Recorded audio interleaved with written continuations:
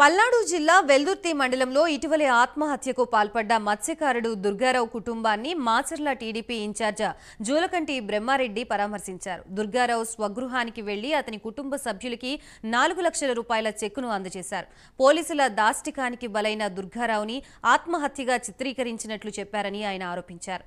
TDP అధికారంలోకి రాగానే దుర్గారావు భార్యకి ఉపాధి కల్పించి 3 పిల్లల్ని చదివించే బాధ్యత తీసుకుంటామని హామీ ఇచ్చారు.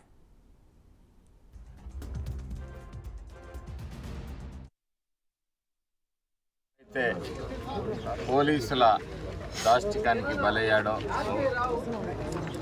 ఆ వ్యక్తికి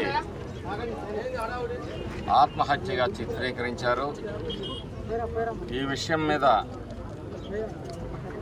రాష్ట్ర పార్టీ తగిన విధంగా స్పందించి ఈ కేసుని హైకోర్టుల దృష్టికి తీసుకెళ్ళటం, వారికి న్యాయం చేసే ప్రయత్నం చేస్తుంది న్యాయపరంగా.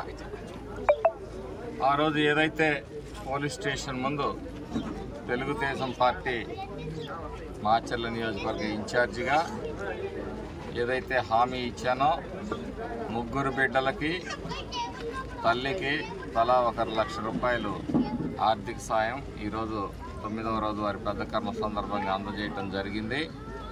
భవిష్యత్తులో ఆ కుటుంబంలోనికి ఆ తల్లికి తెలుగుదేశం ప్రభుత్వం వచ్చిన తర్వాత